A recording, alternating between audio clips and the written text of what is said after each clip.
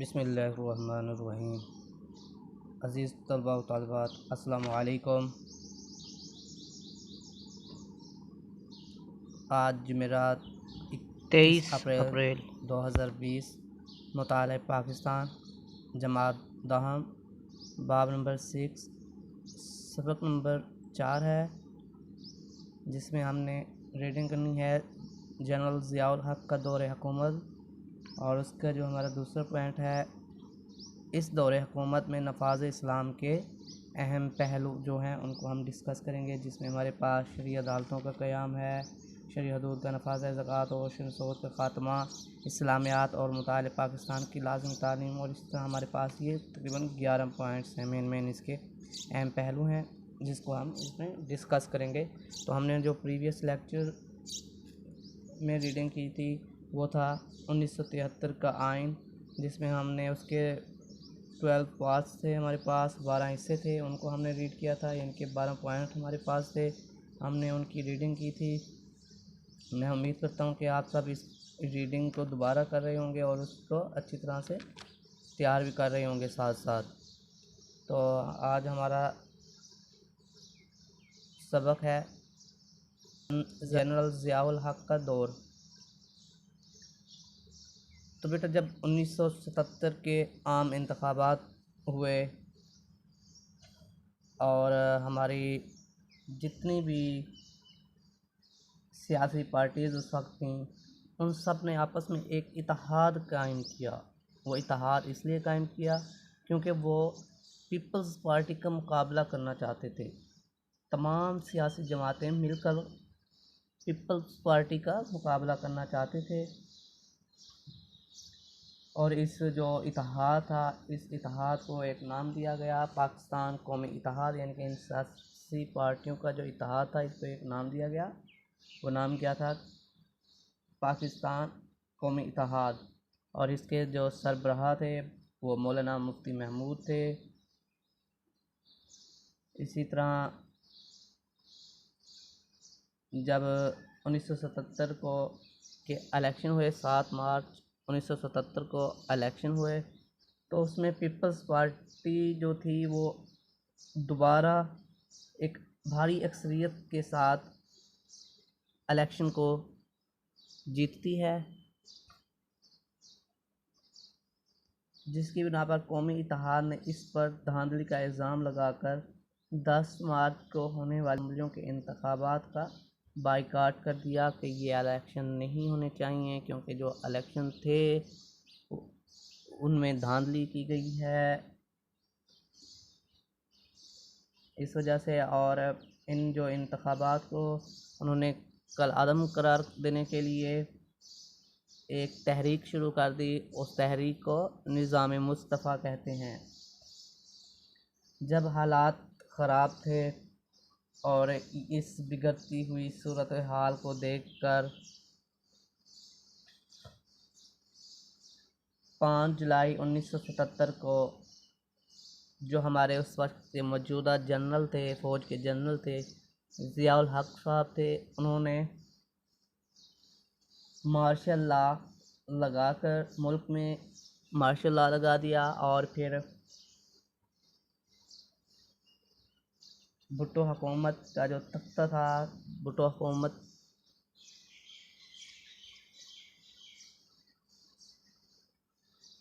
की का दौरे हुकूमत था, उसको ख़त्म कर दिया। इसी तरह फिर जनरल ज़ियाउल हक़ ने जो हुकूमत की थी उसका दौरानिया 1977 से 1988 तक था। तकरीबन ये हमारे पास 11 साल बनते हैं। उन्होंने हुकूमत की इस मुल्क में, और 17 अगस्त 1988 को एक हवाई हादसे के पेश नज़र वो फौत हो गए। और उनका जो त्यारा था वो बाबरपुर के करीब बस्ती लाल कमाल में गिरा था। और उस त्यारे का जो नंबर था वो था C130। और आपकी वफ़ात के बाद जो सेनेट के चेयरमैन थे ग़ुलाम इसाक़ खान ने कायम मकाम सदर पाकिस्तान का ओहदा संभाला।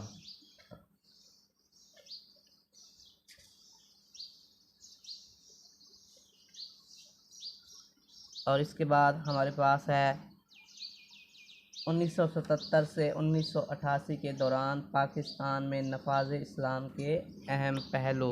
बेटा इसमें हम 1973 का जो आइन था उसका हमारे पास एक हिस्सा था, हमने रीड किया था, हिस्सा नंबर 6 था जिसमें इस्लामी आइन था। तो वो इस्लामी आइन एक हिस्सा था, उस हिस्से के हमारे पास बहुत से आर्टिकल थे, उसमें फर्दर उसके आर्टिकल यानी कि शेड्यूल्स वगैरह थे। तो अब वो जो इस्लामी आर्टिकल्स हैं उनको हमने रीड करना है कि जो जनरल ज़ियाउल हक़ का दौर हुकूमत था तो उसने इसमें क्या क्या चेंजिंग की, इसमें क्या क्या तरमीम दी और इसमें क्या क्या इस्लाहात पेश की इस्लाम के लिए। तो हमने उस यानी कि 1973 के आइन के उस हिस्से में जो आर्टिकल की तरमीम और उसमें जो बेहतरी हुई उसके मुतल्लिक हमने इस में रीडिंग करनी है। यानी कि 1977 से 1988 के दौरान पाकिस्तान में नफाज इस्लाम के इस्लामी आइन में जो उसके मेन पॉइंट्स थे उस पर जनरल ज़ियाउल हक़ ने क्या क्या कानून बनाए उनको हमने रीडिंग करना है। तो इसमें हमारे पास सबसे पहले है जो पहला पॉइंट था, पहला उन्होंने आर्टिकल बनाया वो था शरई अदालतों का क़याम कि 10 फरवरी 1979 को एक ऑर्डिनेंस के ज़रिए तमाम हाई कोर्ट्स में शरीयत बेंच कायम कर दी गई जिसमें उलमा को बतौर जज शामिल किया गया। इसी तरह 1980 में शरीयत बेंचों की बजाय वफाकी शरई अदालत कायम की गई जो मातहत थी अदालतों के फैसले अपील सुनती थी। यानी कि अगर हमारी हाई कोर्ट और सिविल कोर्ट्स के जो फ़ैसले वगैरह होते थे और उस पर अगर जो हमारे मुद्दई या मुल्ज़िम वगैरह होते थे वो एग्री नहीं करते थे उन फैसलों पर तो वो फिर अपील करते थे इन वफाकी शरई अदालतों में और फिर ये वफाकी शरई अदालतें जो थीं फ़ैसला देती थीं। अगर इन वफाकी शरई अदालतों के फ़ैसलों पर भी उनको एतराज़ होता था तो फिर वो अपील कर सकते थे सुप्रीम कोर्ट को। यानी कि अब जैसे हमारे पास ये है कि हम अगर सिविल कोर्ट के फ़ैसले से एग्री नहीं करते, हमें उस पर एतराज़ है तो हम अपील करेंगे हाई कोर्ट्स में और फिर भी हमें हाई कोर्ट से एतराज़ होता है, हाई कोर्ट के फ़ैसले से एतराज़ होता है तो हमने फिर जाके सुप्रीम कोर्ट में अपील करनी होती है। मगर उससे पहले ये सुप्रीम कोर्ट और हाई कोर्ट के दरमियान एक वफाकी शरई अदालत कायम की गई थी जो हमारे इन फ़ैसलों को सुनती थी और उनके फ़ैसले देती थी। ये हम इसी तरह फिर इसमें जो था तकरीबन इस आइन के तहत जो था यानी कि कत्ल वगैरह, डकैती, चोरी, लोगों को वर्गलाने और पाकिस्तान के अंदर रहते हुए नज़रिया पाकिस्तान के ख़िलाफ़ सरगर्मियों जैसे संगीन मुकदमात निपटाए जाते थे। तो यानी कि जो भी इस्लामी और फितना उठता था उनके मुतल्लिक भी इसी शरई अदालत में फ़ैसले निपटाए जाते थे और ये फौजी अदालतों की तरह इनको भी फिर दोबारा यानी कि चैलेंज नहीं, अपील तो की जा सकती थी मगर इनको चैलेंज नहीं किया जा सकता था।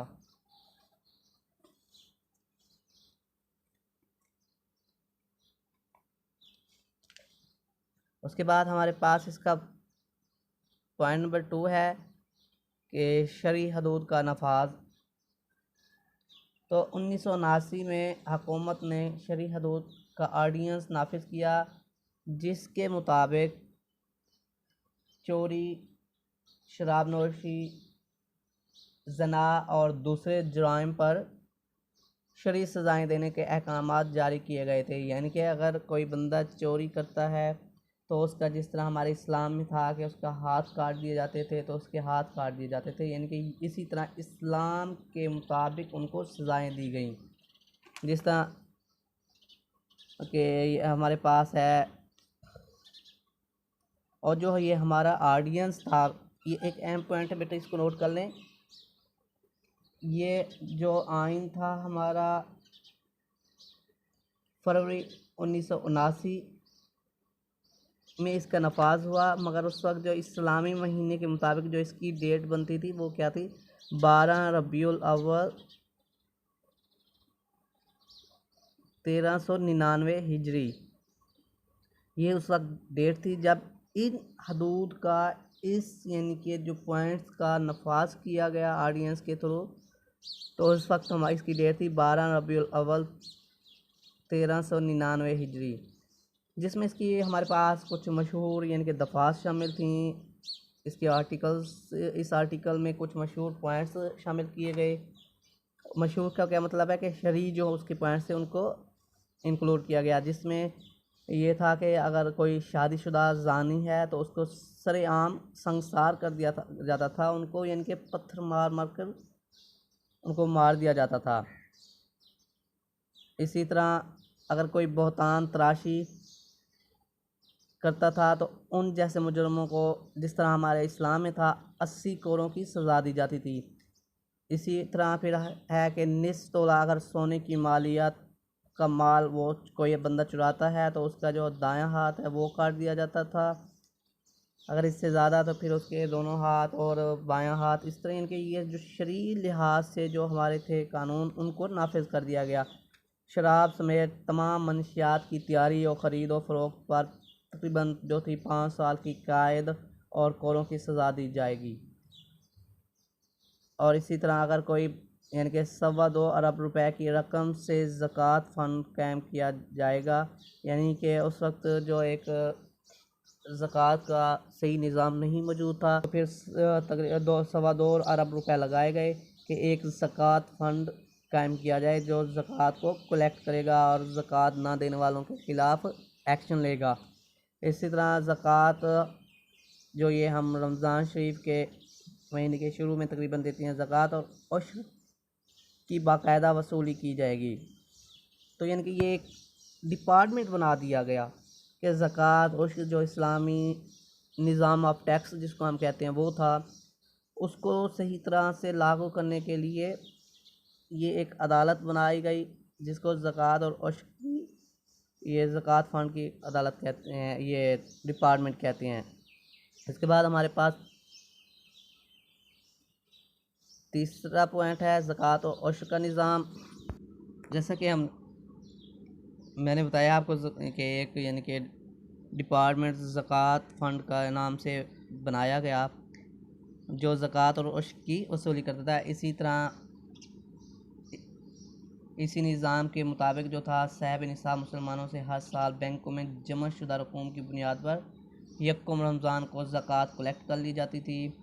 जो ये ज़कात की ये रकम होती थी कौंसलों के ज़रिए मुस्तहिकीन में तकसीम की जाती थी। और जो हमारी उश्र क्या होता है कि जो हमारी सालाना ज़री पैदावार होती है उसका 10% हमने उश्र देना था, जिसकी वसूली का काम जो था अमली तौर पर 1983 में शुरू किया गया। यानी कि 1983 में इसको लागू कर दिया गया कि इस डिपार्टमेंट को इख्तियारात दिए गए कि वो कलेक्ट करेंगे उश्र को। उसके बाद हमारे पास चौथा ऑप्शन है सूद का ख़ात्मा। अब सूद के ख़ात्मे के लिए 1 जनवरी 1981 से जो था, अब बैंकों में भी खाते खोले गए जो ऐसे खाते थे जिनमें यानी कि सूद नहीं लगाया जाता था। अगर हमारे कोई पैसे उसमें कोई हमारी डिपॉज़िट होता था तो उसके ऊपर ना सूद वो हमें देते थे, और अगर कोई हम कर्ज़ा वगैरह लेते थे उनसे तो उसके ऊपर कोई सूद नहीं होता था। और इसी तरह 1 जुलाई 1984 से तमाम सेविंग अकाउंट्स को PLS खातों में तब्दील कर दिया गया, यानी कि जो हमारे सेविंग अकाउंट होते थे उन पे हमें सूद दिया जाता था। हम डिपॉज़िट कराते थे वो हमें सूद देते थे, जबकि 1984 में जितने भी ये सेविंग अकाउंट्स थे तकरीबन इनको PSL कहते हैं, profit loss account, PLS profit loss account, ये खोले गए। इसमें हमें प्रॉफिट दिया जाता था और लॉस भी दिया जाता था, ठीक है। तो जो यानी कि हमारा ये प्रॉफिट लॉस शेयरिंग खाता बना दिया गया। इस तरह हमारे पास है इस्लामियात और मुताले की पाकिस्तान की लाजमी तालीम, यानी कि जो इस्लामियात है और मुताले पाकिस्तान है उसकी जो तालीम है वो लाजमी करा दी गई। ये हमारी BA तक इसकी जो तालीम थी उसको उन्होंने लाजमी करा दिया कि इस्लामियात और मुताला पढ़ाया जाएगा। उसके बाद हमारे पास पॉइंट नंबर 6 है नमाज का एहतमाम। जितने भी हमारे स्कूल्स थे उस वक्त, कॉलेज थे या सरकारी दफातर थे, उनमें ज़ोहर की जो नमाज थी उनका एहतमाम किया गया और लोगों को नमाज की तरफ राग़िब करने के लिए सलात नमाज कमेटियां बनाई गई, यानी कि वो चेक करती थी कि इन टाइम में उस डिपार्टमेंट में नमाज कायम की जा रही है कि नहीं। जितने भी गवर्नमेंट यानी कि उस वक्त सेक्टर थे उनमें ये पाबंदी आयद कर दी गई कि जो ज़ोहर की नमाज है वो आपने अदा करनी है अपने अपने डिपार्टमेंट में या मस्जिदों में जाके। और उस वक्त जो थे हमारे जो बिज़नेस था उसको क्लोज़ कर दिया जाता था और ये चीज़ चेक की जाती थी कि क्या हमारा जो बिज़नेस है, जो हम क्या हमारी जो शॉप्स हैं, क्या हमारा जो बैंक्स हैं, क्या हमारे जो स्कूल्स एंड कॉलेजेस हैं, ये उस वक्त बंद हैं या नहीं है। ये चेक किया जाता था, उनको बंद किया जाता, उस वक्त वक्फा किया जाता, नमाज अदा की जाती और फिर दोबारा इन कामों को स्टार्ट कर दिया जाता था। उसके बाद हमारे पास पॉइंट नंबर 7 है एहतराम में रमज़ान ऑडियंस, यानी कि रमज़ान शरीफ का एहतराम करने के लिए ऑडियंस बनाया गया कि जो इंसान इसकी ख़िलाफ़ वर्जी करेगा, इसके एहतराम के अगेंस्ट कुछ ऐसा करेगा तो उसको 3 माह कैद और 500 रुपये जुर्माना की सज़ा दी जाएगी। इस सिलसिले में एहतराम रमज़ान ऑडियंस जारी कर दिया गया। उसके बाद बेटा हमारे पास है पॉइंट नंबर 8 है दीनी मदारिस के ज़िया दौर में दीनी मदारिस की भी सरपरस्ती की गई, यानी कि उनकी भी देखभाल की गई और उनको सालाना इमदाद दी जाती थी। उस वक्त उनको यानी कि एक सुपरविज़न की गई उनकी और उनको भी एक अहमियत दी गई बहुत ज़्यादा, जिस तरह हमारे आम जनरल स्कूल्स को दी जाती है अब। तो उस वक्त दीनी मदारस को ज़्यादा फोकस किया गया और उनको इमदाद दी गई, उनको जो यानी कि फ़ंड्स वगैरह प्रोवाइड किए गए ताकि जो हमारे दीनी मदारस में तलबा व तालिबात थी उनकी अच्छी से अच्छी परवरिश और उनकी अच्छी से अच्छी तालीम दी जाए। और इन इदारों की जो असनाद थी इनको MA के बराबर दर्जा दे दिया गया, यानी कि इनमें जो हमारे स्टूडेंट्स होते थे, तलबा व तालिबात होते थे, वो जब आलिम बनते थे तो उनको MA के बराबर दर्जा दे दिया जाता था कि यानी कि उन्होंने भी MA कर लिया है, MA अरबी कर लिया है, इसके मुताबिक उनको दर्जा दे दिया जाता था जो आलिम और मुफ्ती बनते थे। जबकि इससे पहले जो था आलिम होता था, उनको MA यानी कि इस जनरल एजुकेशन की बराबरी नहीं दी गई। जबकि दीनी मदारस में जो आलिम बन जाते थे, मुफ्ती बन जाते थे, उनको MA के बराबर का दर्जा दे दिया गया। उसके बाद हमारे पास है पॉइंट नंबर 9 है 9, जिसमें हम अरबी की तालीम लाजमी, यानी कि जित स्कूलों में जमात जो हमारी थी शशम से जमात हशतम तक, यानी कि छठी जमात से 8वीं जमात तक, 6 से 8 तक हमारी जो अरबी ज़बान की तालीम है इसको लाजमी करार दे दिया गया कि हमने अरबी को पढ़ाना है 8 क्लास तक लाजमी। और इसके बाद हमारे पास है शरीयत फैकल्टी का क़याम।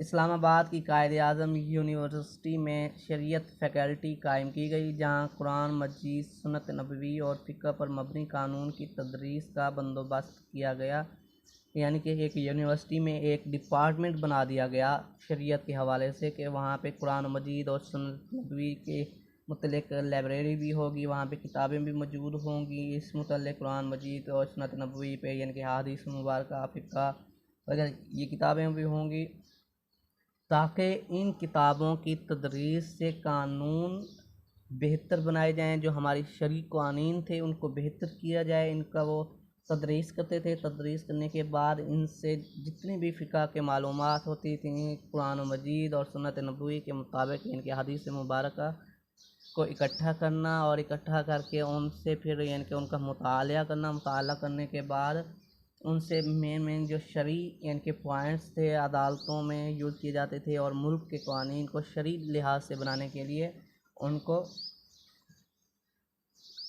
उनका मुताला करना वगैरह का बंदोबस्त किया गया। तो बेटा ये हमारे पास था आज का हमारा ये लेक्चर था, जिसमें हमने रीडिंग की है जनरल ज़ियाउल हक़ का दौर हुकूमत, और उसके बाद हमने उसके जो नफाज़ इस्लाम के अहम पहलू थे यानी कि उसके दौर हुकूमत के, उनकी हमने रीडिंग की है। उनके हमारे पास 11 यानी कि मेन हिस्से थे जो इस्लामी आइन में उन्होंने तरतीब दिए थे। इसके बाद हमारा जो होगा नेक्स्ट लेक्चर होगा, उसमें हम रीडिंग करेंगे मोहम्मद ख़ान जुनैदी का दौर हुकूमत। तो आज के लिए हमारा यही है, इसको आपने गौर से इसकी फिर दोबारा रीडिंग करनी है, अच्छी तरह इसकी रीडिंग किया करें बेटा आप, ताकि आपको ये साथ साथ याद हो जाएं। और ये आपके पॉइंट्स हैं, इन पॉइंट्स को आपने अच्छी तरह याद करना है। जब आप ये पॉइंट्स अच्छी तरह याद कर लेंगे तो आपको इसमें जो एक्सप्लेन करना होता है इसको वो आप अच्छी तरह कर सकेंगे। तो आज के लेक्चर के लिए इतना ही काफ़ी है। अगले लेक्चर में इंशाल्लाह मुलाकात होगी। अल्लाह हाफ़िज़।